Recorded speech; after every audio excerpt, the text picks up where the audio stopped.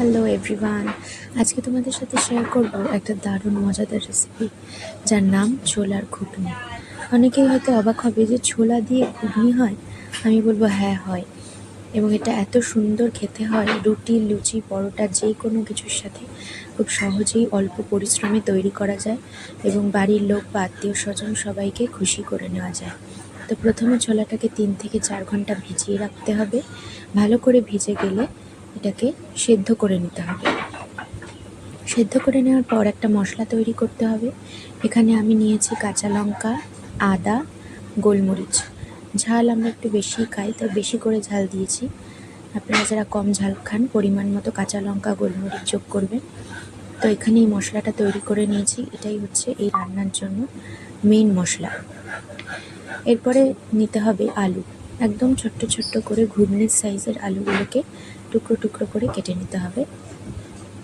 ঠিক এরকম সাইজ হবে, কারণ এটা সেদ্ধ হবে না, ভাজা হবে। যাতে ভাজার ফলে এটা ভালো করে নরম হয়ে যায়, আলুর সাইজটা ছোট রাখতে হবে।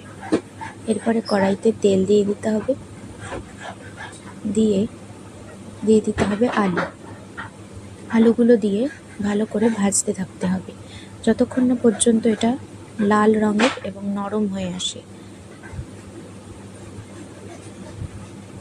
ভালো করে ভেজে নেওয়ার পর খুব ভালোভাবে ভাজতে হবে। তারপরে এখানে ছোলাটাকে সেদ্ধ করে পরিষ্কার জল দিয়ে ধুয়ে নিতে হবে। তারপর ছোলাটা ঠান্ডা হতে দিতে হবে।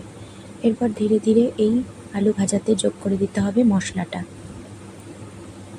মশলাটা দিয়ে পরিমাণ মতো নুন, হলুদ এবং মশলার বাটি দেওয়া জল দিয়ে ভালো করে এটাকে কষাতে হবে। কষে এলে আস্তে আস্তে দিতে হবে পরিমাণ মতো হলুদ। ভালো করে কষিয়ে নিতে হবে। ভালো করে কষে এলে তাতে দিয়ে দিতে হবে ছোলা দিয়ে আবার এটাকে ভালো করে কষাতে হবে যতক্ষণ না পর্যন্ত জলটা মোটামুটি টেনে যাচ্ছে এবং মশলার কাঁচা গন্ধটা চলে যাচ্ছে। দেখতেই পাচ্ছ এটা অনেকটা কষে এসেছে, কষানো প্রায় হয়েই গেছে। এরপর আমরা অল্প একটু জল দেব, পরিমাণ মতো, খুব বেশি না, কারণ এটা খুব শুকনো শুকনো তরকারিটা, ঘুগনিটা হবে, জল একদমই থাকবে না। অল্প জল দিয়ে এটাকে কিছুক্ষণের জন্য ঢাকা দিয়ে দিতে হবে, এবং ঢাকা দেওয়ার পর দেখতে পাচ্ছ একদম তৈরি হয়ে গেছে ঘুগনিটা।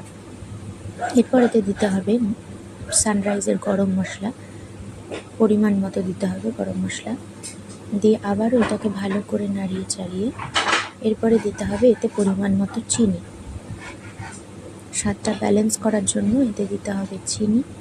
তারপরে আবারও ভালো করে কষিয়ে নিয়ে কিছুক্ষণ ধরে নাড়িয়ে চাড়িয়ে নিলেই আলুটা সেদ্ধ হয়ে গেলেই তৈরি হয়ে যাবে ছোলার ঘুগনি। এবং এটা রুটি, লুচি যে কোনো কিছুর সাথে পরিবেশন করলে সবাই খুব ভালোবাসবে এটা খেতে। দেখতে পাচ্ছ আমি এভাবে সাজিয়ে নিয়েছি শসা আর ওপরে একটু ঝুরি ভাজা দিয়ে আমি এটাকে ডেকোরেট করে নিয়েছি। এর সাথে যদি থাকে এক পিস লুচি বা একটা রুটি, তাহলে তার কোনো কথাই নেই। এটা খেতে যা হয়েছিল জাস্ট অসাম। একটু ঝাল ঝাল, কারণ আমি ঝাল খেতে ভালোবাসি। বাই বাই, কেমন লাগলো রেসিপিটা সবাই আমাকে জানাবে।